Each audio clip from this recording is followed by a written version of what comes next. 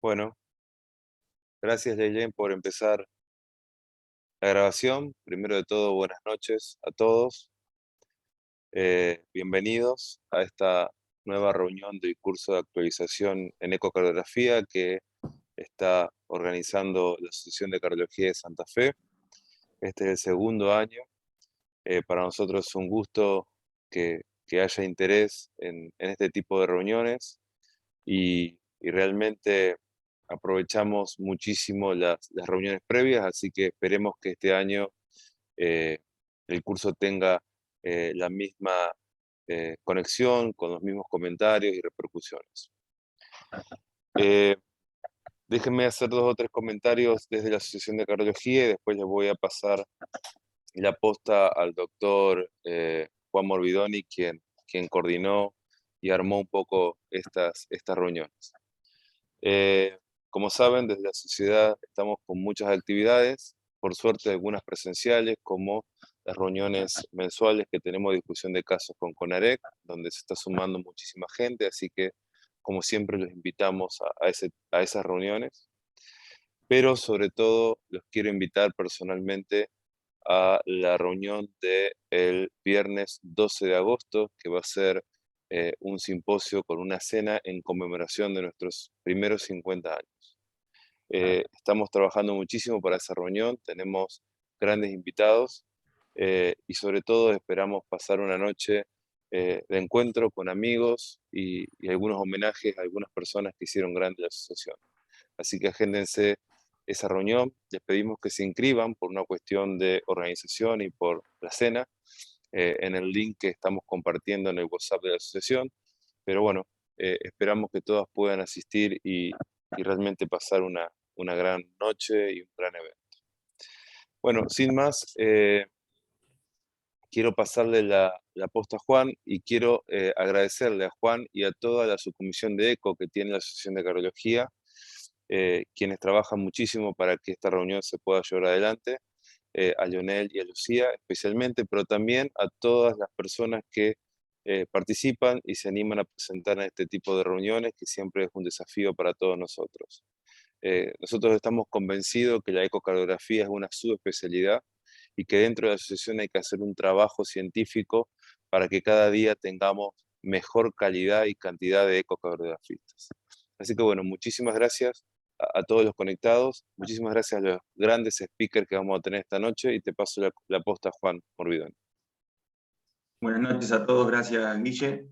Bueno, como primera medida comentarles que me parece que el desafío de hoy no es tanto la exposición, sino tratar de meter toda esa información de cada temática en 6 minutos. El desafío Pechacucha es una modalidad descriptiva, rápida y novedosa de contar al colega sobre un tema particular. En este caso vamos a tener varias charlas, así que pedimos en general tratar de respetar ese tiempo. Me hablo a mí mismo también porque es la primera vez que voy a hacer un Pechacucha y yo creo que es más desafío haber metido la información en 6 minutos que lo que uno tiene que actualizar el tema o estudiar para la presentación. En las charlas de hoy van a participar 7 de nuestros colegas de la ciudad. En primera medida va a hablar el doctor Alejandro Esquivel de score de calcio, para qué, cuándo usarlo, cómo interpretarlo. Luego la doctora Flavia Bilancieri nos va a hablar de actualización en cuantificación de cavidades, qué cambió desde el 2015 hasta ahora de las guías de la ACE. Luego el doctor Creyó, banderas en tu corazón, lo nuevo de amiloidosis, nos va a hacer un popurrí de eco y amiloidosis. La otra charla que sigue es ¿qué viste en la orejuela? ¿Lo puedo cardiovertir? El doctor Francisco Efeli, que es un tema bastante candente en el día a día en la coronaria. La doctora Rossi nos va a hablar del foramen oval permeable, cuándo y en qué tipos de foramen debemos intervenir. Luego quien les habla de ortopatía bicúspide, de lo nuevo del consenso de hace un año. Y por último, el doctor Adrián Carlesi nos va a hablar de un nuevo signo en la ecocardiografía, que es el splay color en la insuficiencia mitral.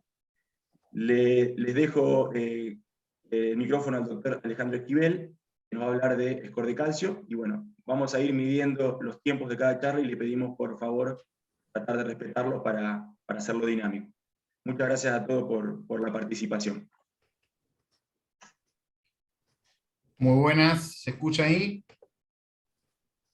Sí, la pantalla se ve. Se escucha bien y se ve bien, Alejandro. Bueno, muchísimas gracias a toda la comisión de la sociedad por la invitación y por todo lo que están haciendo.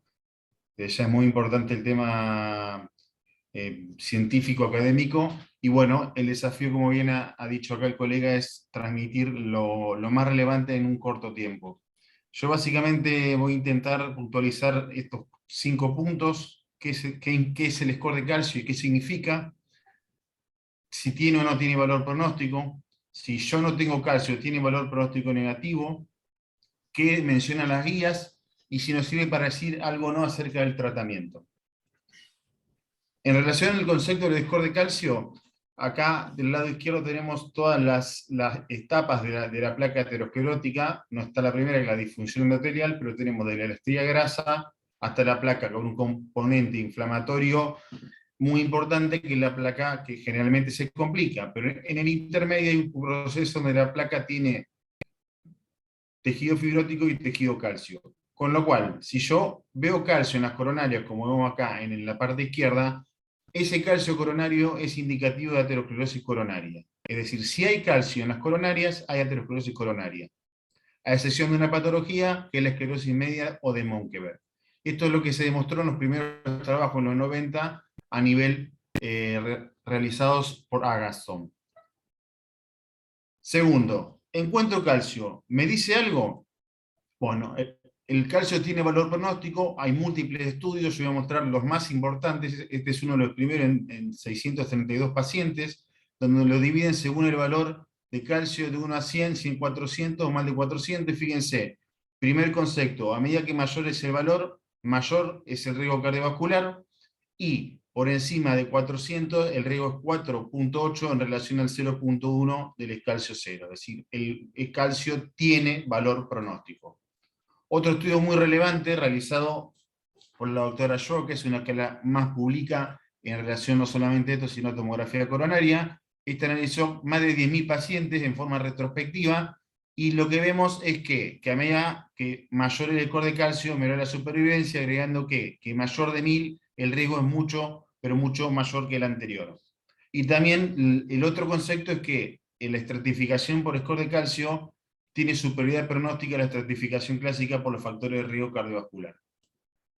Otro estudio muy importante, el estudio MESA, que reunió a más de 6.000 pacientes de hombres y mujeres entre 45, 85 y 84 años, siempre en prevención primaria, y también lo dividió según el valor del score, que vemos exactamente lo mismo. ¿Sí? Que de 0 un riesgo, 1 a 100, 100, 300 y más de 300, y que por encima de 300 el riesgo aumenta. De ahí se dice que realmente el riesgo o el punto que dio el agua es más de 300 o menos de 300.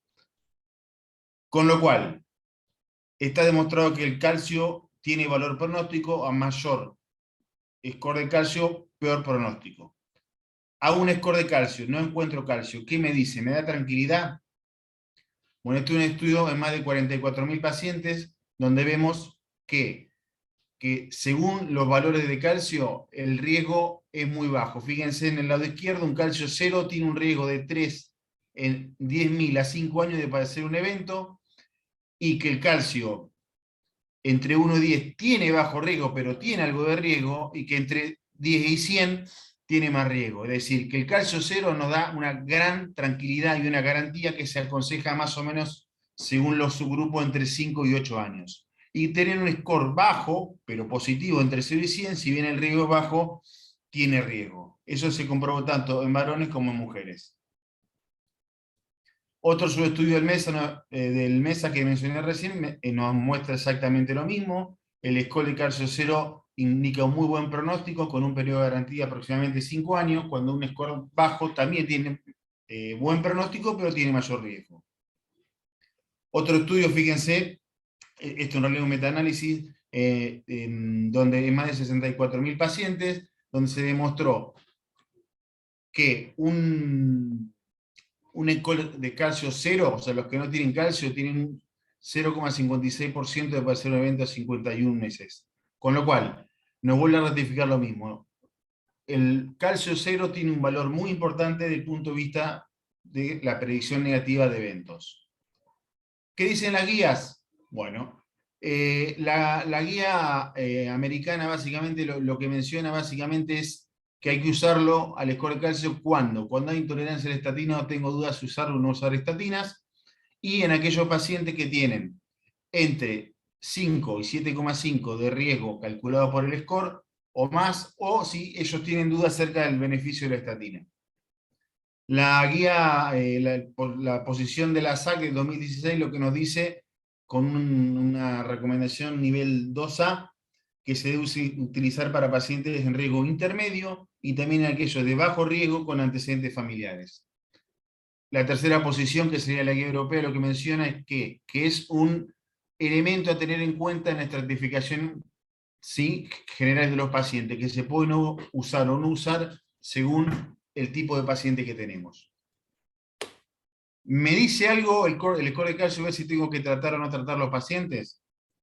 Lo primero que tenemos que ver, que a veces es controversial, es que las estatinas lo que hacen es modifican la composición de la placa, tanto en el componente central como en la parte periférica, y al aumentar el calcio en la periferia, por un lado da más estabilidad a la placa, de ahí la clásica frase que la estatina estabiliza en la placa, pero da un aumento del score de calcio. De ninguna manera implica que esto aumente el riesgo cardiovascular. Pero sí hay trabajos que demuestran que el tratamiento a largo plazo con estatina aumenta el valor del score. Segundo, ¿me indica tratar o no tratar pacientes? Dos conceptos, siempre en prevención primaria. Paciente con score de calcio mayor de 100 son los que se beneficiarían del tratamiento con estatinas, es lo que estamos viendo en la parte de abajo del dibujo. Y por otro lado, cuando vemos, esta es la guía de la Sociedad Americana, lo que nos muestra es que donde realmente estarían indicados son los pacientes que tienen entre un riesgo entre 7,5 y 20. En ese grupo de pacientes, si el calcio es mayor de 0, ahí habrá que utilizar estatinas, mientras que si el calcio es 0, no habría que utilizar estatinas. Es decir, conceptualmente el score de calcio se utilizaría para indicar estatina en prevención primaria si el score es mayor de 100, y sería una herramienta para avalar el tratamiento con estatinas en aquellos que tienen un riesgo entre 7,5 y 20. Por encima de 20 o por debajo de 5 o 7,5 no habría indicación. Gracias. Muchas gracias, Alejandro. Vamos con la siguiente presentación, por favor. Doctora Flavia Bilancieri. Bueno, buenas noches.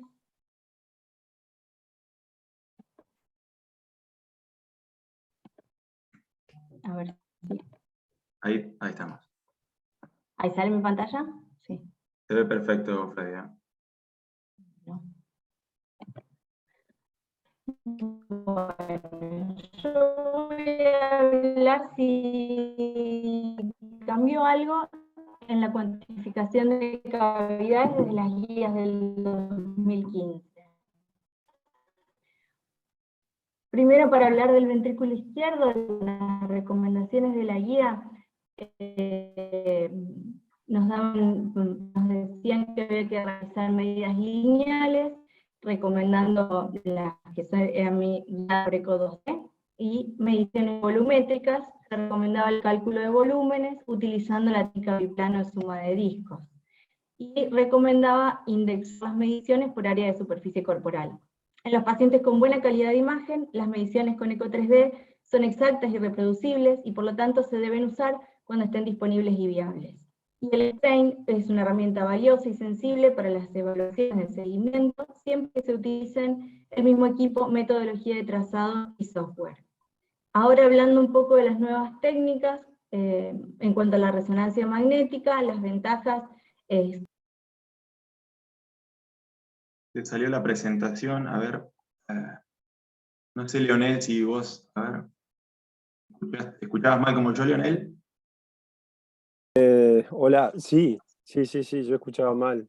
Vamos a hacer una cosa, ¿querés presentar, Leonel, tu charla y esperamos que se Flavia se reconecte? reconecte. Dale, ¿se escucha bien ahí? Se escucha perfecto. Dale, perfecto. Vamos a hacer así, que el show debe continuar.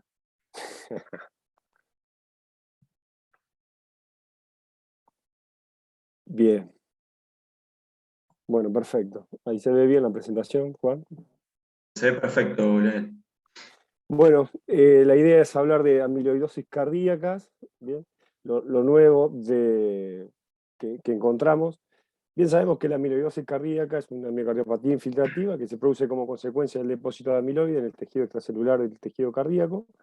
Y lógicamente la, la afectación cardíaca se debe a infiltración intersticial, porque esto genera engrosamiento parietal, rigidez del miocardio, isquemia por compresión de la microvasculatura, y una cardiotoxicidad directa por las cadenas livianas que genera incremento del estrés oxidativo con disfunción y en algunos casos muerte celular. Cuando en los que nos compete a hoy, vean lo que es la evaluación diagnóstica no invasiva, tener en cuenta que si bien hoy vamos a hablar solamente de ecocardiograma, para el diagnóstico de amiloidosis cardíaca y la confirmación del subtipo etiológico, requeremos tener un enfoque de la multiimagen cardíaca. Y en cuanto al rol de la ecocardiografía, bien, lo que nos vamos a basar son en los hallazgos morfológicos relacionados con la infiltración del amiloide, que son altamente subjetivos, las banderas rojas de las cuales hablan las guías.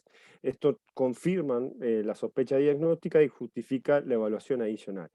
Entender que ningún parámetro es patognomónico y las imágenes que vamos a ver en estos pacientes las tenemos que contextualizar con el estado clínico del paciente y otros parámetros como el ProBNP y el electrocardiograma.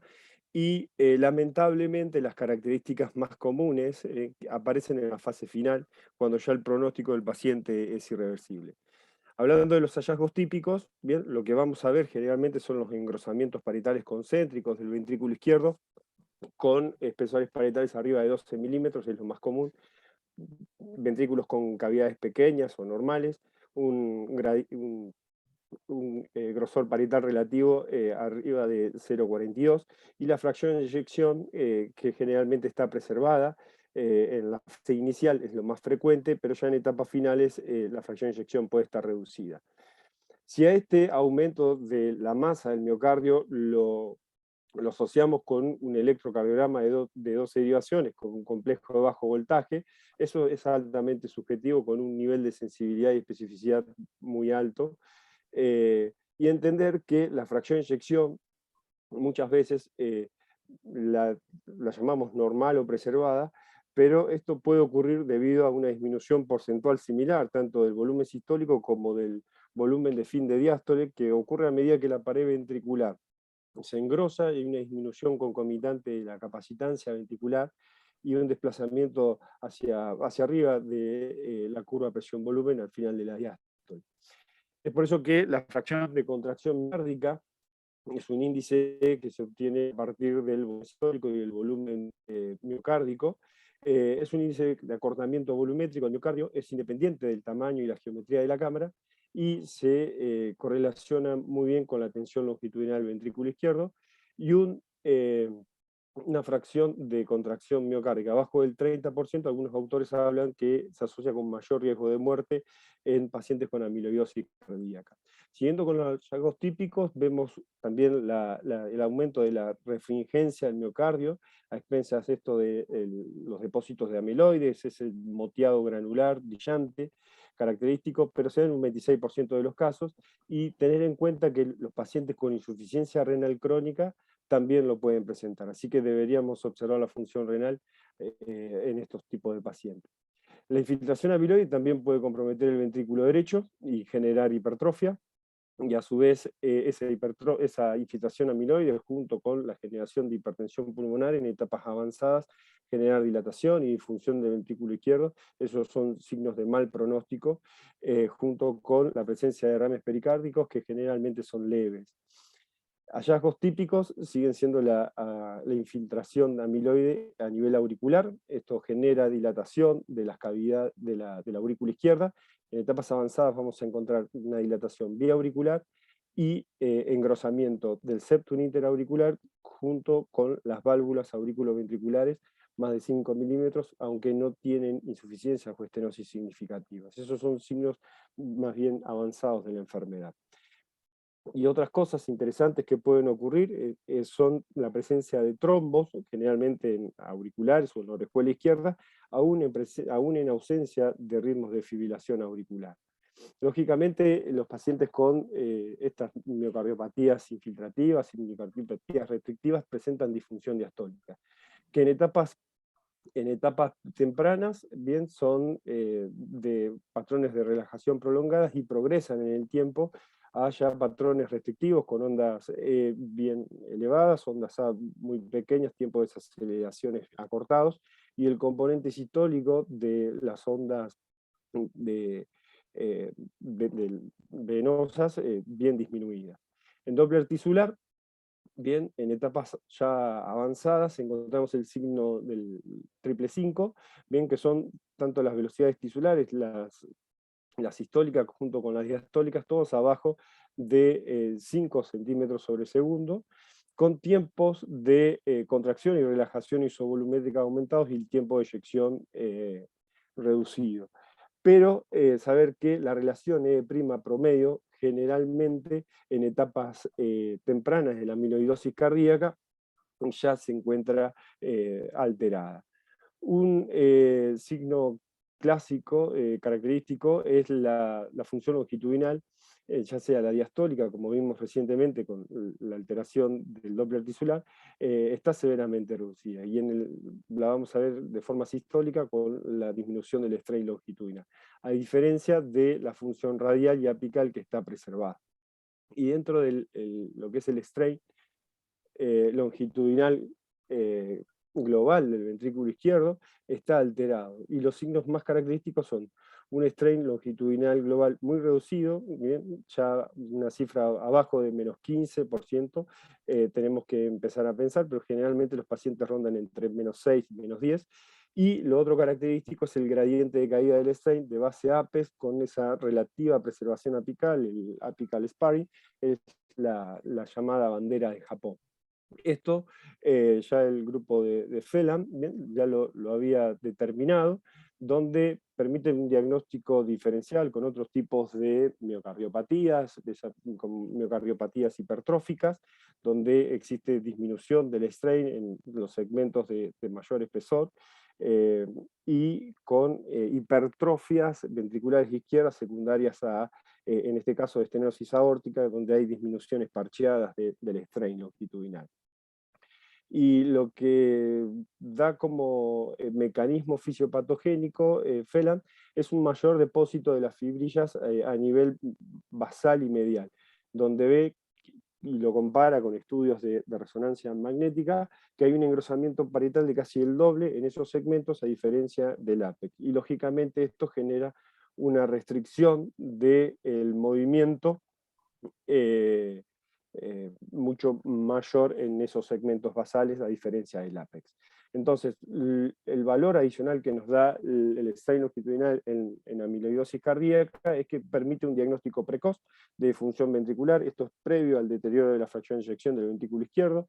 Uno es marcador pronóstico, se dice que abajo de menos 14 es un predictor de mortalidad por todas las causas en pacientes con amiloidosis cardíaca con fracción de eyección preservada. Es un marcador de respuesta al tratamiento. Bien, arriba de menos de 17 es un predictor de supervivencia para los pacientes que se someten a trasplante autólogo de células madres hematopoyéticas, y como veíamos anteriormente, permite el diagnóstico diferencial con otras miocardiopatías que tienen espesores parietales aumentados. No solamente tenemos que ver el aspecto visual, ¿no es cierto?, de la preservación apical, sino también hay otros signos que tienen mayor sensibilidad y especificidad. Uno de ellos es la relación entre la fracción de eyección y el strain longitudinal global, que cuando es mayor de 4, bien, es altamente subjetivo de amiloidosis cardíaca. Otro es la relación entre el strain septal apical y el strain septal basal, mayor de 2.3, y otro es el promedio del strain longitudinal apical sobre la sumatoria del promedio del basal y la pared medial. Y como decíamos, y ya terminando, la infiltración amiloide no solamente genera dilatación en las aurículas, sino también deterioro en lo que es la función de la aurícula izquierda, que eso se determina a partir del strain, donde vemos deterioro de las funciones tanto de reservorio como de bomba, que algunos autores lo han visto que es independiente del tamaño de la aurícula izquierda. Hasta acá lo de amiloidosis cardíaca. Con la de banderas en tu corazón, yo quiero verlas como habías pensado la charla, Juan. Muchas gracias, Leo. Bueno, seguimos con la próxima charla. ¿Qué viste en la orejuela? La puedo cardiovertir. El doctor Aefeli nos va a comentar tratar de comentar en 6 minutos esta temática. Perfecto.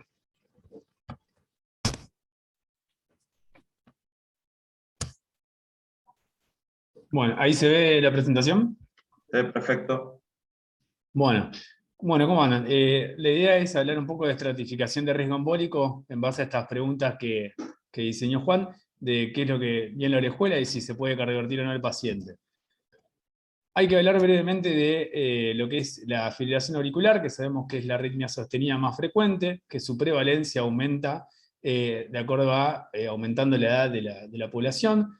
Sabemos que también aumenta significativamente el riesgo de ACV, de los cuales el 30% tiene un origen cardioembólico y casi en su totalidad de los trombos se forman en la orejuela de la aurícula izquierda. Hoy en día disponemos de muchos scores clínicos. El más ampliamente utilizado es el score de Chas-Bas, ¿sí? Que nos habla de riesgo anual de stroke a medida que aumenta el puntaje de los pacientes y también nos orienta hacia la terapéutica anticoagulante. Y el eco transesofágico lo utilizamos para la cardioversión electiva en pacientes que tienen FA de mayor de 48 horas de duración o de inicio, digamos, incierto, siempre y cuando descartemos la presencia de trombos por el transesofágico. Y sabemos que el ET es una herramienta de gran utilidad para la detección de trombos. Esto se ha visto en estudios en los cuales, digamos, pacientes que iban a cirugía electiva de reemplazo de válvula mitral no encontraron trombos adicionales a los diagnosticados por el ET, lo cual le confiere un alto valor de sensibilidad, especificidad y valor predictivo negativo. Y ahora vamos a hablar de lo que es la vedette de los trombos, que es la orejuela de la aurícula izquierda. En el año 2010, Wang, mediante un estudio tomográfico, descubre estos 4 tipos, ¿sí? Los cuales los clasifica en chicken wing o ala de pollo, windsock o manga de viento, cactus y coliflor, dependiendo de la presencia o no de un lóbulo principal mayor o menor de 4 centímetros, y de lóbulos accesorios mayores a 1 centímetro en el caso de la morfología de cactus, o de lóbulos no bifurcados en el caso de coliflor. Y esto no es una cuestión meramente estética de la orejuela, sino que también se ha visto, digamos, que tiene implicaciones clínicas. En el año 2014, el grupo Anselmino hace un trabajo en lo cual engloba más de 300 pacientes que eran candidatos a ablación por catéter de FA. Y se realiza una resonancia cerebral para ver presencia de isquemia silente y se caracteriza la morfología siguiendo la clasificación de Wang, en este caso por resonancia magnética y tomografía. En este grupo de pacientes se dio una alta tasa de isquemia silente y como resultados los factores que estuvieron íntimamente relacionados fueron la edad y las morfologías complejas. Posteriormente, en el año 2016, el grupo de Lupercio llevó a cabo un metaanálisis con más de 2.500 pacientes. En este caso, se veían pacientes con un CHADS de riesgo bajo o intermedio, y se dio la prevalencia de eventos tromboembólicos, relacionándolos también con la morfología de la orejuela, en este caso también caracterizada por transesofágico, llegando a la conclusión de que la morfología de chicken wing era la menos propensa a desarrollar eventos tromboembólicos. Y acá introducen esta hipótesis de que la morfología podría ser un criterio valioso para predecir tromboembolia y que también podría afectar en la estratificación de riesgo y el manejo de anticoagulación en estos pacientes. Por otro lado, también tenemos que hablar de contraste espontáneo. Sabemos que el contraste espontáneo visualizado tanto en la aurícula como en la orejuela es un indicador indirecto de estasis y de flujo lento. Se ha graduado en estos grados de 0 al 4, que más que nada van a depender del grado de ecogenicidad visualizado, de si esta ecogenicidad está presente con cambios o no de la ganancia del equipo, si lo vemos durante todo el ciclo cardíaco, o si tiene una similar densidad en la aurícula izquierda o en la orejuela, ¿sí? Y esto es una publicación del año 95 más o menos, en la cual se le hizo transesofágico a 140 pacientes con FA referidos para búsqueda de trombos, de contraste espontáneo, y también se midió la velocidad de flujo a nivel de la orejuela, y se encontró una relación inversamente proporcional en lo que respecta a la velocidad y el grado de contraste espontáneo, es decir, menor velocidad, mayor grado de contraste espontáneo. Y como dato interesante, que los pacientes con un contraste espontáneo de grado 4 no tenían diferencia en cuanto a la velocidad con respecto a los cuales se encontró trombo en la orejuela. Y este estudio un poco más adelante, esta publicación del año 2016, lo que nos integra es el concepto de las morfologías de orejuela y las velocidades halladas. Y lo interesante es que se encuentra que cuando se compara las velocidades halladas en las orejuelas de tipo chicken wing, tienen una diferencia estadísticamente significativa a las encontradas en las cactus y coliflor, no así cuando se la compara con la Windsor. Y hasta ahora habíamos hablado de qué es lo que miramos en la orejuela, pero sabemos que hay factores, digamos, extra orejuela, que nos van a hablar también de mayor riesgo tromboembólico, como es el caso de la aurícula izquierda. Sabemos que a mayor volumen, mayor estasis, mayor chance, digamos, de formar trombos, y por tanto mayor chance de eventos cardioembólicos. Y por otro lado, el ventrículo izquierdo, la presencia de hipertrofia ventricular y una función sistólica disminuida, tomando como punto de corte 40%, también nos hablan de mayor riesgo cardioembólico, y ambos conceptos están incluidos dentro del score de Schatz. Entonces, como conclusión, sabemos que tenemos que mirar dentro y fuera de la orejuela. ¿Sí? Dentro de la orejuela, la morfología, como hemos visto hasta ahora, la morfología más inocente es la chicken wing, con también integrando esto con las velocidades de la orejuela, tomando como punto de corte los 20 centímetros segundos. Sabemos que por debajo de eso tenemos más chance de estasis y más chance de encontrar trombos. Y el volumen de la aurícula izquierda, la presencia de contraste espontáneo. Fuera de eso, la función sistólica del ventrículo izquierdo y la presencia de hipertrofia ventricular, y también tener en cuenta la valvulopatía mitral, siendo la relación directamente proporcional al grado de la estenosis e inversamente proporcional al grado de insuficiencia. Y hasta acá, digamos, hemos visto varios parámetros ecocardiográficos que nos sirven, y sabemos que también disponemos del Schatz, pero la verdad es que al día de la fecha nuestra única contraindicación formal para realizar o para llevar a cabo la cardioversión eléctrica de estos pacientes es la presencia de trombo en la orejuela o en la aurícula. Eso es todo. Gracias, Francisco. 6 minutos 20. ¿Viste? Lo practiqué. Bueno, seguimos con la próxima charla. ¿De qué foramen oval permeable debemos ocuparnos? La doctora Lucía Rossi nos va a exponer ahora. Bien.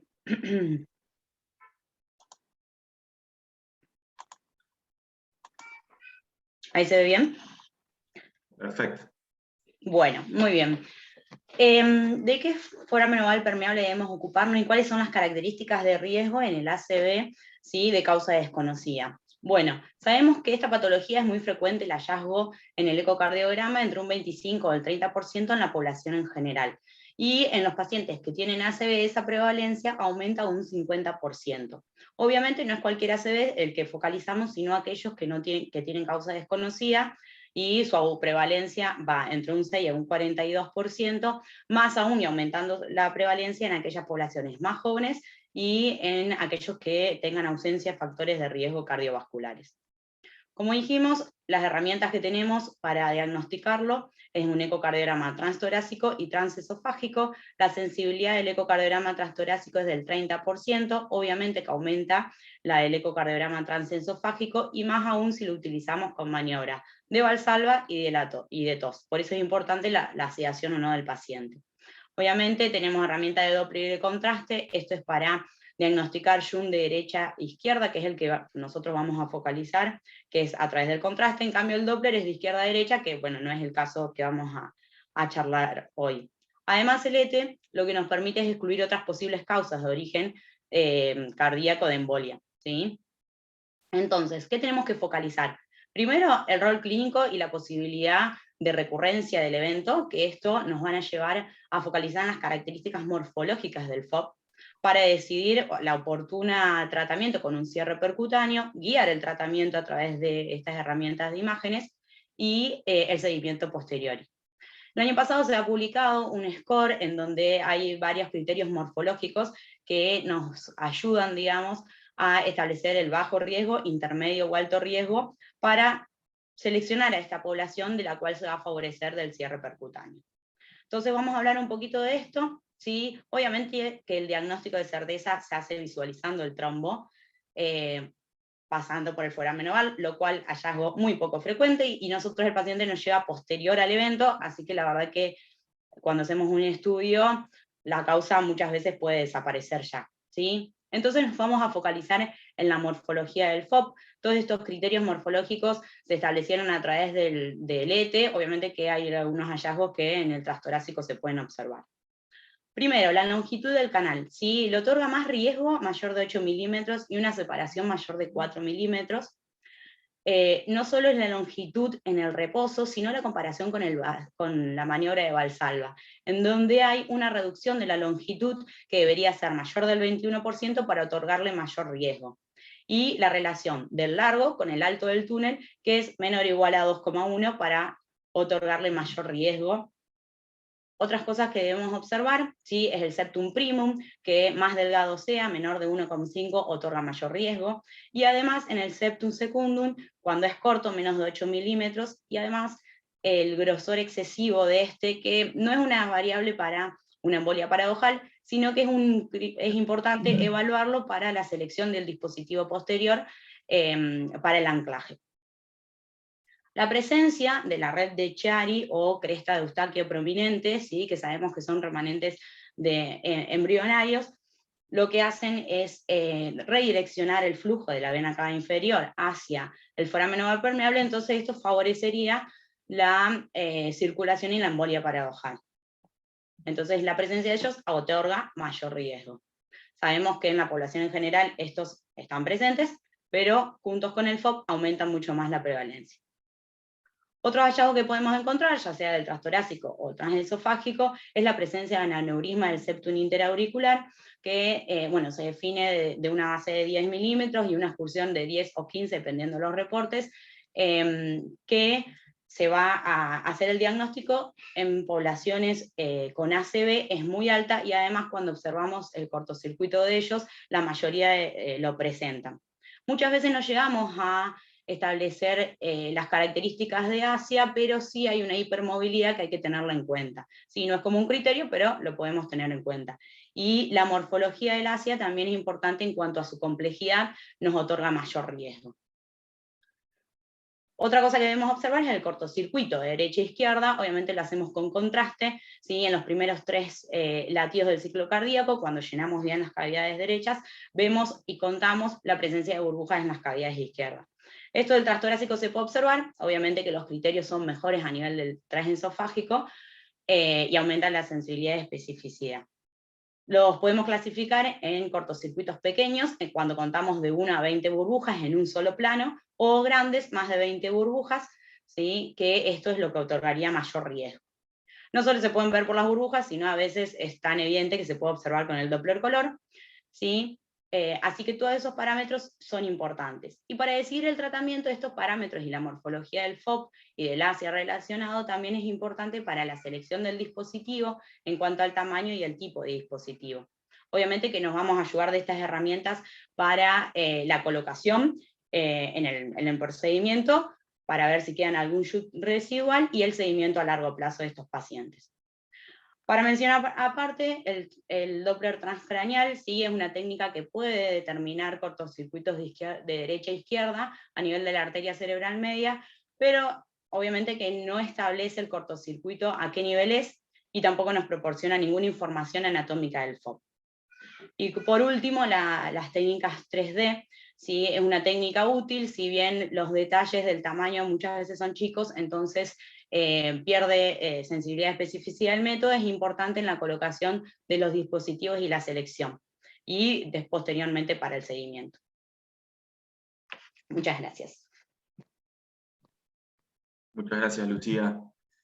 Antes de seguir, pregunto si de la audiencia, de los participantes, hay alguna pregunta que quieren hacer ahora, o dejamos para el final de todas las charlas.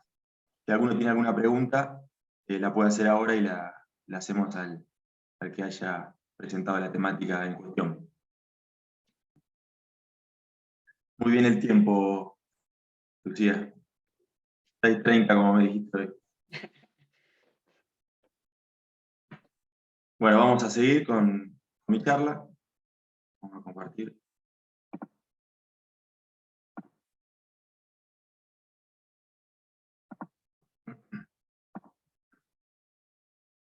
A ver, Lucía, si puedes conectarte para decirme si estamos bien. Sí, se ve, compartirla, Juan, se ve perfecto. A ver ahí. Sí, bárbaro. Voy a minimizar acá arriba. Ahí está, me sale la. Bueno, se escucha bien, Lu, ¿no? Sí, Juan, no. Bien. Bueno, la charla que me convoca es lo nuevo en ortopatía bicúspide a propósito del consenso internacional que salió el año pasado de valvulopatía bicúspide. Hablamos de ortopatía bicúspide, no nos tenemos que remitir solo a la válvula, sino que el complejo raíz aórtica tiene varios componentes.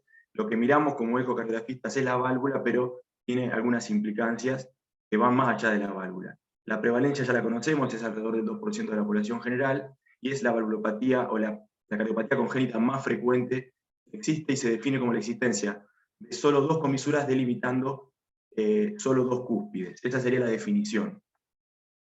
Bien, ¿y por qué decimos que es un complejo la raíz aórtica? Porque en realidad cuando algún componente falla, vamos a tener complicaciones, y ahí radica la importancia del ecocardiograma Doppler que nosotros hacemos en consultorio, para determinar el tipo de fenotipo, que ahora vamos a comentar cuáles son, y a partir de ello devienen las complicaciones que podemos esperar a partir de cada fenotipo.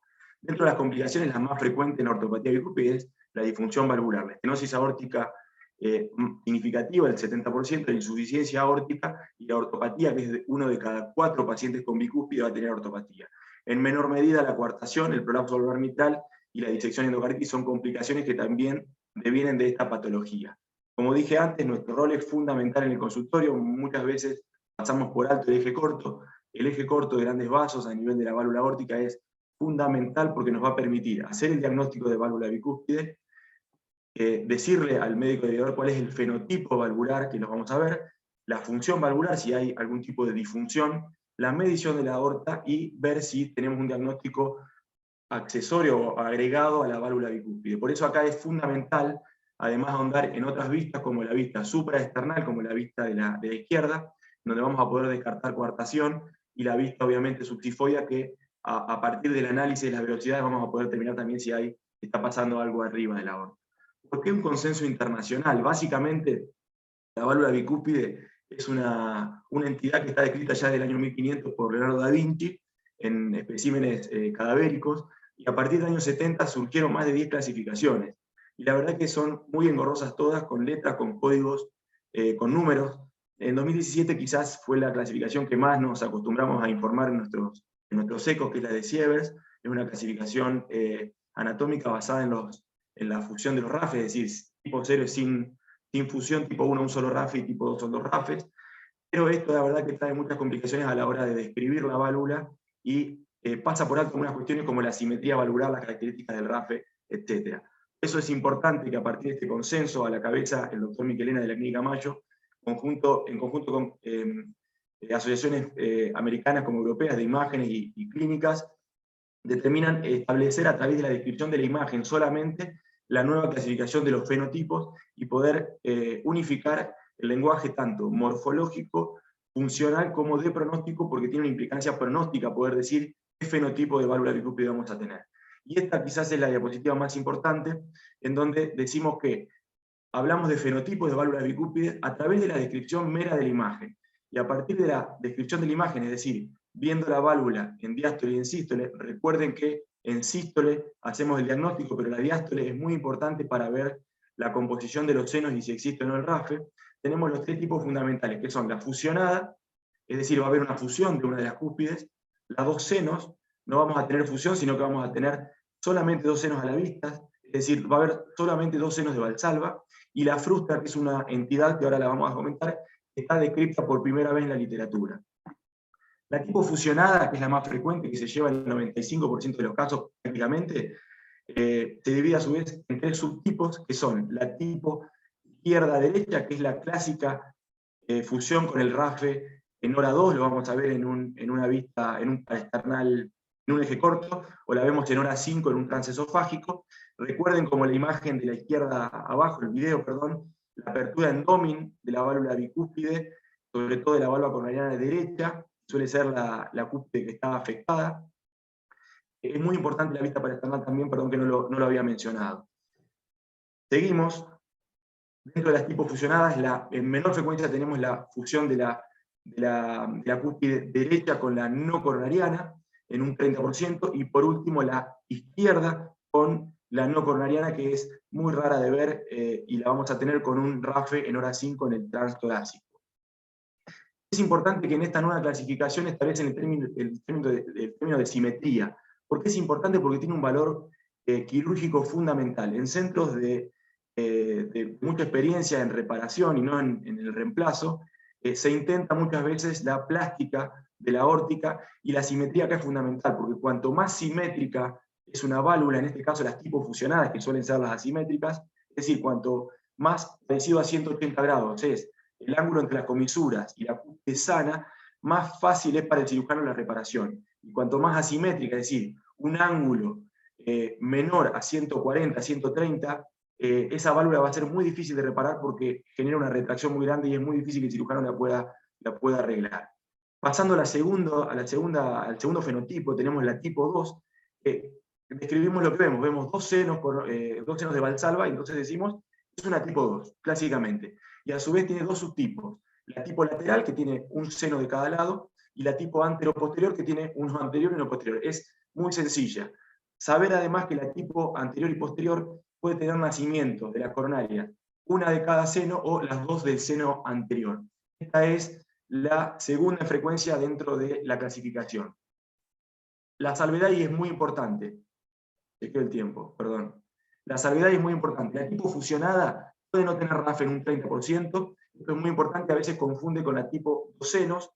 La diferencia cuál es básicamente es que la tipo 2 senos tiene 2 senos, y la tipo fusionada tiene 3 senos, solamente que el RAF a veces no existe o con el tiempo se va calcificando y se va a dejar ver.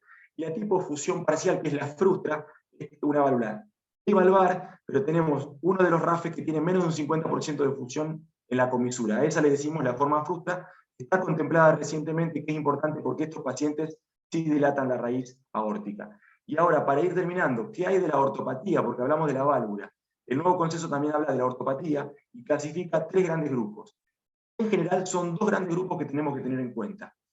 El fenotipo ascendente es el que dilata de la unión sinotubular hacia arriba, que se lleva el 70% de los pacientes que dilatan, que es el 25% de los bicúspides, y la tipo raíz exclusivamente, que es alrededor del 20%. Luego hay un tercer grupo que no está esclarecido el porcentaje, pero que es la extendida, que es cuando arranca por un lado y dilata el otro, o viceversa. Ahora bien, ¿por qué es importante el fenotipo de la válvula bicúspide? Porque según el tipo de fusión vamos a tener diferentes vórtices en el flujo. Esto es un estudio de resonancia 4D que me determina el flujo de la válvula y cómo va a impactar en la raíz aórtica, y cómo ese impacto me va a dilatar la raíz. En la imagen a la izquierda, en la resonancia 4D, vemos cómo una tipo fusionada derecha a izquierda, el flujo pega en la cara lateral de la aorta y dilata la raíz en la parte ascendente y genera un fenotipo ascendente. Y en la imagen de la derecha, ahí sí se prende, vemos cómo dilata el arco, y esa es la que genera la fusión de la derecha con la no coronariana. Para ir terminando, ¿qué tenemos que definir para dilatación en nuestro eco? Decimos que la raíz en algunos de sus segmentos está dilatada leve hasta 45 milímetros, moderada de 46 a 55, 50 a 55 y severa más de 55 para todos los bicúspides, excepto que tengan algún factor de riesgo, principalmente el fenotipo raíz, exclusivamente, que tenga insuficiencia aórtica porque tienen peor pronóstico, y que tengan un crecimiento de más de 3 milímetros por año. Para finalizar, ¿qué tengo que definir o informar en mi eco según este consenso? Básicamente 3 cosas. El fenotipo de válvula, si es un fusionado, si es 2 senos o si es parcial, si tiene RAFE o no y si es simétrico o no, y por último, el tipo de ortopatía que tiene de tenerlo. Muchas gracias. Excelente, Juan. Muchas Bueno, gracias. no sé cómo estuve de tiempo, me parece que me pasó un poquito. Vamos con la próxima charla, esperen que dejo de compartir pantalla. Ahí estamos. Vamos con la charla del doctor Adrián Carlesi, signo de Splay Doppler de la insuficiencia mitral, un nuevo signo en la ecocardiografía.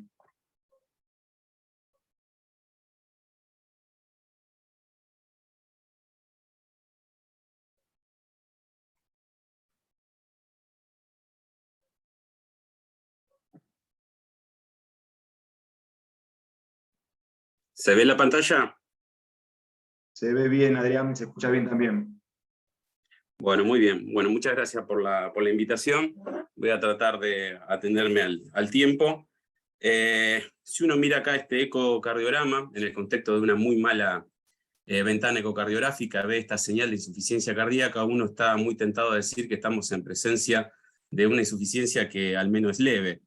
Pero esta imagen que nosotros tenemos estirada horizontalmente nos estaría diciendo que en realidad no estamos en presencia de una insuficiencia leve, sino que podríamos estar en presencia de una insuficiencia moderada severa.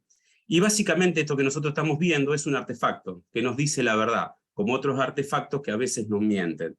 Y generalmente lo que genera es desenmascarar una insuficiencia mitral que es significativa. Nosotros, para ver, cuando tenemos a través del rayo de ultrasonido, generamos un haz central que generalmente está dirigido axialmente, pero también se generan en forma lateral y radial haces de menor intensidad que se llaman lóbulos laterales. Esos lóbulos laterales tienen una baja intensidad que generalmente no se reflectan, excepto cuando estamos en presencia de material altamente reflectante, como pueden ser material cálcico, como puede ser metal, como puede ser catéter. Y que en este caso, en el marco de la insuficiencia mitral, una insuficiencia mitral de alto flujo vendría a ser un elemento altamente reflectante. ¿Y qué es lo que pasa cuando nosotros manejamos el traductor y lo movemos radialmente? Cuando el haz lateral golpea sobre el jet de insuficiencia mitral, genera a ambos lados y en forma horizontal del jet de insuficiencia mitral estos efectos artefactuados. Y esto viene de un trabajo que fue presentado por gente de Estados Unidos y de Canadá, que ellos reevaluaron ecocardiogramas transesofágicos del año 2003 al 2017, buscaron 120 ecocardiogramas transesofágicos que previamente tenían un ecocardiograma transtorácico. En eso, en 32 de estos estudios, estos ecocardiogramas transtorácicos habían infraestimado la insuficiencia mitral, y ellos vieron que en 10 de estos pacientes tenían precisamente esta señal artefactual, que es el SPLAI. Para tratar de generar un nuevo y más información, lo que hicieron es ver 100 estudios transtorácicos que tuvieran insuficiencia mitral grave y 100 estudios con insuficiencia mitral ligera.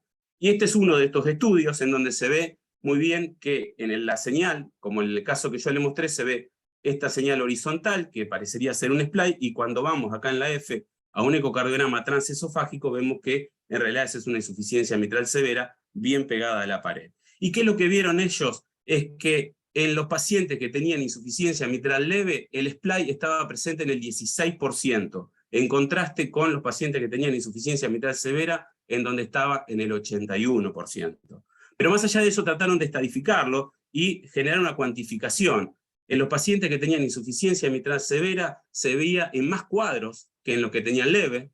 El ancho del SPLAI era mayor en los pacientes con insuficiencia mitral severa, y también lo era la profundidad.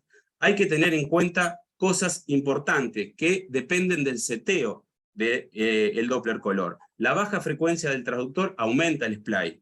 Si nosotros generamos mayor ganancia a nivel del Doppler color, por supuesto vamos a aumentar el SPLAI. Y la variación del límite de Nyquist, como ustedes están viendo acá arriba, puede exacerbar un SPLAI o puede generarlo cuando no estaba en forma basal, como estamos viendo acá abajo. Hace 2 meses atrás se publicó un trabajo de Bélgica en donde ellos vieron 461 pacientes con insuficiencia mitral, de los cuales 127, el 27%, presentaban SPLAI.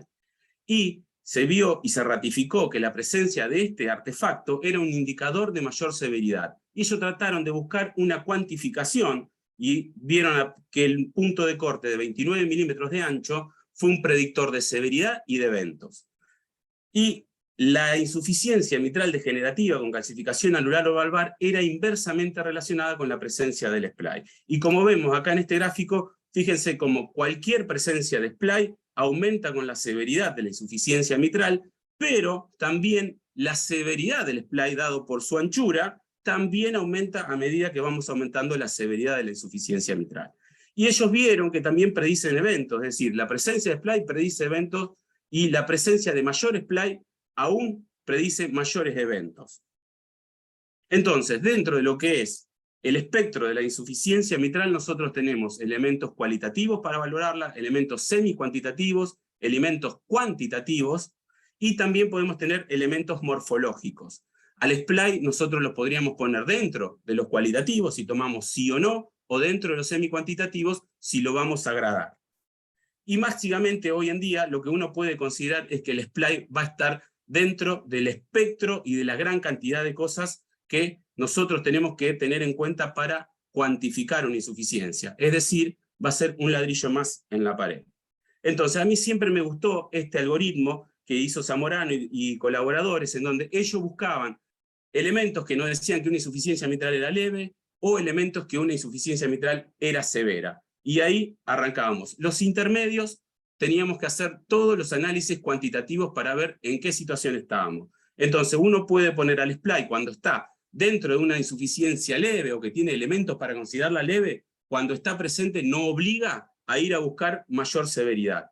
Y cuando estamos buscando mayor severidad, probablemente poner la severidad del SPLAI nos va a dar un factor más para tener en cuenta. Entonces, como conclusiones, el SPLAI es un artefacto que nos está informando que estaríamos en presencia de una regurgitación severa. Es altamente prevalente en las regurgitaciones moderadas a severa, mayor SPLAI en mayor severidad de la regurgitación. Es sensible a los parámetros de seteo, eso lo tenemos que tener en cuenta. Podría llegar a tener un rol pronóstico. La presencia de SPLAI básicamente nos obliga a seguir estudiando profundamente a la insuficiencia mitral, probablemente a través de la multiimagen. Pero a pesar de que es altamente prevalente en las insuficiencias severas, puede no estar, y es muy baja la prevalencia en la insuficiencia mitral leve, pero también puede llegar a estar, por lo cual no es un factor decisivo, sino que es un ladrillo más en la pared.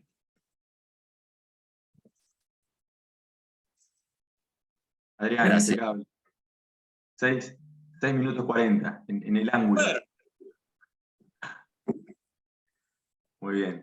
Bueno, vamos a la segunda charla de la doctora Flavia Irancieri. Tuvimos problemas de conexión en su red, ahora cambió. Vamos a intentar, Flavia, no sé si estás en línea. Sí, a ver, vamos a intentar. Probamos y si hay algún inconveniente, vemos si quizás si hay una segunda edición a fin de año del Pecha Cucha con otros temas, entrarías Dale. ahí, Flavia. Pero vamos a intentar Ahí. a ver tu charla.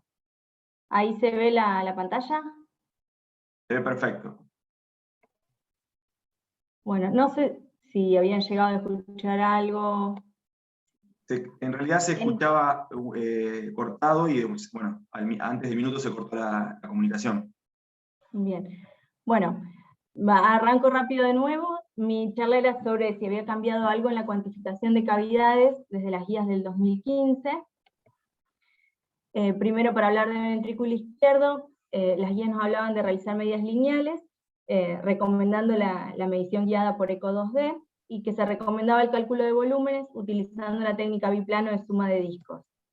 A su vez está recomendado indexar las mediciones por área de superficie corporal. En los pacientes con buena calidad de imagen, las mediciones con ECO 3D son exactas y reproducibles y se deben usar cuando estén disponibles y viables. Y nos hablaba del Train, que es una herramienta valiosa y sensible para las evaluaciones de seguimiento, siempre que se utilice en el mismo equipo, metodología de trazado y software. Y ahora sí, hablando un poco de las nuevas técnicas, tenemos la resonancia magnética, que la ventaja es que es el gold estándar para la medición de los volúmenes ventriculares, ya que puede adquirir cualquier plano cardíaco sin importar la ventana acústica del paciente, con una alta resolución espacial y temporal, además de poder analizar la caracterización tisular del miocardio, por lo cual es útil para realizar diagnósticos diferenciales en miocardiopatías, también es útil para evaluar viabilidad miocárdica, digamos, tiene otros usos. En el 2019, en el consenso de resonancia, ya se establecieron rangos de normalidad para volúmenes ventriculares, siendo los mismos ligeramente mayores que los obtenidos mediante la evaluación por ecocardiografía. Con respecto al eco 3D, el uso del eco 3D nos permite la visualización completa de las cámaras cardíacas, sin presunciones geométricas, facilita la medición de los volúmenes y de la fracción de eyección, y los resultados obtenidos por eco 3D han sido bien validados al compararlos con otras técnicas de imagen 3D, como la resonancia y la tomografía. Y bueno, también tiene otras utilidades, como en valvulopatías, en la evaluación por cardiotoxicidad, cardiopatías congénitas, masas intracardíacas. Y con respecto al strain, la medición del strain miocárdico, especialmente el strain longitudinal global, ha demostrado consistentemente que puede mejorar la estratificación del riesgo de los pacientes que tienen descompensación miocárdica, a pesar de tener una fracción de eyección conservada, y por ende un mayor riesgo de eventos adversos. En cuanto al ventrículo derecho, las guías nos recomendaban realizar medidas lineales, tanto del tracto de entrada, el tracto de salida, el grosor parietal del ventrículo derecho, y cuando sea posible, los parámetros adicionales, como el volumen del BD y la fracción de eyección mediante eco 3D, deben complementar las mediciones por eco 2D. La mayoría de los valores propuestos no estaban indexados al género, la superficie corporal o la altura, a pesar de que los datos sugieren ventajas de la indexación. Y con respecto a las nuevas técnicas, en la resonancia, en el consenso ya se establecieron valores para los volúmenes, fracción de eyección del BD indexados por superficie corporal y según el sexo y la edad. La evaluación mediante strain del ventrículo derecho permite detectar un porcentaje de pacientes con TAPSE normal, pero con función ventricular derecha deprimida. Al igual que, la evaluación mediante eco 3D, el deterioro de la fracción de eyección del BD evaluada mediante eco 3D se asoció a peor pronóstico en pacientes con diversas patologías, presentando un valor adicional a otros parámetros ecocardiográficos. En cuanto a la aurícula izquierda, la dimensión lineal más utilizada es la medición anteroposterior en el eje largo, utilizando modo M, preferiblemente la eco 2D.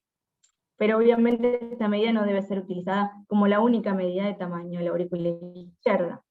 Se recomienda medir el área, y la medición del volumen de la aurícula izquierda ha demostrado ser una variable potente de pronóstico en una variedad de enfermedades cardíacas.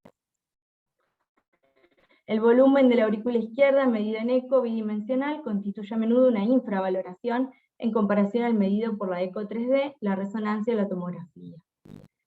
La evaluación mediante strain de la aurícula izquierda permite evaluar también la función de la aurícula izquierda, la cual ha surgido como un parámetro potente, en especial en la evaluación de la disfunción ventricular izquierda diastólica y en la insuficiencia cardíaca con fracción de eyección preservada. Ha surgido la evaluación de la función fásica de la aurícula izquierda, la caracterización del tejido de la aurícula, la distensibilidad, y tanto el volumen indexado de la aurícula izquierda como la función de reservorio de la aurícula izquierda evaluada mediante strain se consideran criterios diagnósticos en la insuficiencia cardíaca con fracción de eyección preservada. En cuanto a la aurícula derecha, brevemente, al igual que la aurícula izquierda, los volúmenes son probablemente más sólidos y precisos que las dimensiones lineales, y los volúmenes se subestiman con las técnicas 2D en comparación con las técnicas de eco 3D. Y finalmente, en cuanto a las mediciones del anillo aórtico y la raíz aórtica, las recomendaciones son medir el anillo valvular aórtico, el diámetro máximo en los senos de Valsalva, la unión sinotubular y la aorta ascendente proximal. Las mediciones del anillo aórtico se deben hacer en mitad de sístole, de borde interno a borde interno, y todas las demás mediciones, al final de la diástole, se recomienda medir de borde principal a borde principal. Y las dimensiones del diámetro aórtico por eco 2D son preferibles a las mediciones en modo M, y la eco 3D y la tomografía surgen como métodos fiables y preferidos para mediciones del anillo aórtico. Bueno, ya en las guías nos daban valores absolutos y valores indexados, tanto del anillo, de los senos, de la unión sinotubular y la aorta ascendente proximal. Y en el 2020 se publicó un estudio que hablaba de las discrepancias en las mediciones de la aorta torácica y de las diferencias milimétricas que hay, pero que en este caso son relevantes, de medir la aorta en sístole o en diástole, si incluir o no incluir la pared, en cortes si se realizan oblicuos, más que nada en la tomografía, y las mediciones si son del seno a la comisura o del seno al seno. Y finalmente, comparándola con el ecocardiograma, no hay cambios con respecto a las guías, se recomienda incluir en la medición solo la pared anterior de la aorta, que representa un promedio entre medir solo la luz e incluir las dos paredes, y es la medición que más se asemeja a la obtenida por tomografía. Bueno, muchas gracias. Bueno, Flavia, muchísimas gracias, se escuchó impecable. Se escuchó. Era mucha información en poco tiempo. No, muy bien, muy bien. A ver el tiempo, vamos a ver cómo estamos con 6 minutos 40, así que impecable, cumpliendo con los tiempos del Pecha Cucha, que es la forma rápida, concisa y precisa de contar en pocas palabras, con más imágenes que texto, alguna actualización. Ese era el motivo de esta charla. Antes que nada, y agradecer, preguntar a ver si de los concurrentes hay alguna pregunta para algún disertante, o si alguno de los disertantes tiene alguna pregunta para hacer. Aguardamos unos minutos.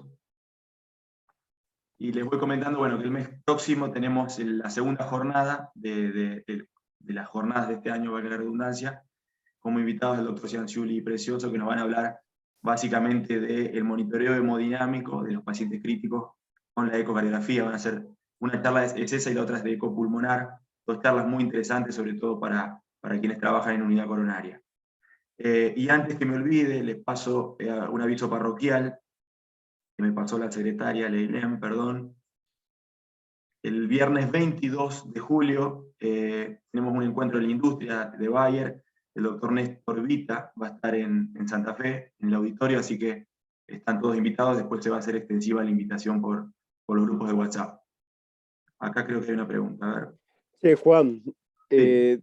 es una pregunta relacionada al tema que discutió Francisco, pero se la hago al resto también de los colegas que hacen sobre todo transesofágicos, y es que muchas veces nos encontramos con pacientes que tienen ecocontraste espontáneo bien severo, grado 3, grado 4, velocidades de vaciamiento bien bajas, no encontramos trombo, pero nos da cosa, nos da miedo cardiovertir a esos pacientes, y muchas veces decidimos anticoagularlos y reevaluarlo con el tiempo en busca de, ¿no es cierto?, la reversión a ritmo sinusal.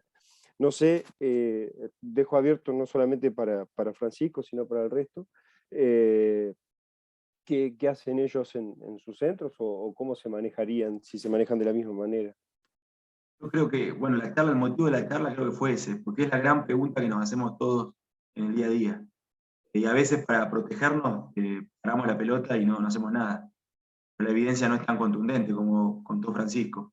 El trombo es el marcador más fuerte, pero bueno, no sé, Francisco, qué tenés para aportar. Y la verdad que o sea, justamente lo que estuve buscando era ver si realmente había algo más que pueda apoyar o no, pero es como dice Juan, o sea, hoy en día el único paciente, digamos, que no estamos avalados a proceder es la presencia de trombo, pero también cuando uno se pone a ver, obviamente que estamos hablando de cardioversiones electivas, ¿no es cierto? O sea, no es un paciente descompensado, pero hoy en día la indicación para cardiovertir en realidad es mejorar un poco la sintomatología y la calidad de vida, y creo que por ahí el riesgo, digamos, de generar un ACV, obviamente que por ahí termina pesándonos más, y creo que terminamos decidiendo por no cardiovertir más que nada por la complicación, ¿no es cierto? Pero no hay nada, es cierto que no hay nada escrito, digamos, que diga lo contrario. Perfecto, perfecto. El problema del ecocontraste, y hoy lo vimos, Juan, es el hecho que no te permite descartar 100% de que abajo de todo eso hay un trombo.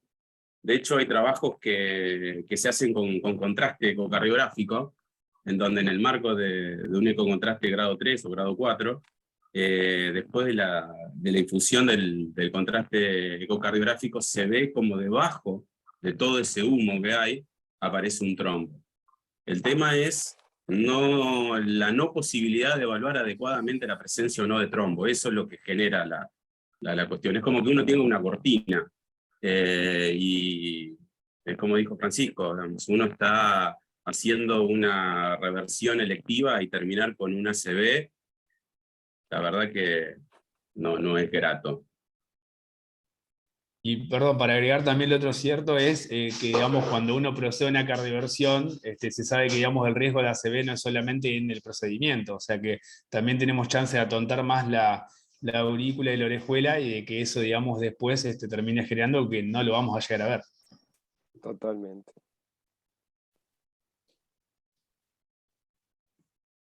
Muy bien.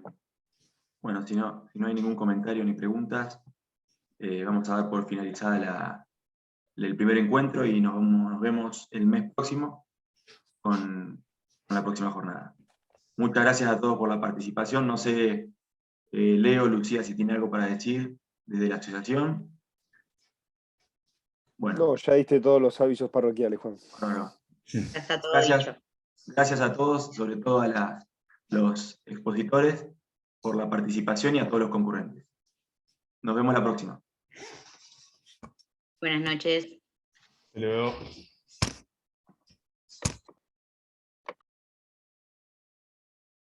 Saludos a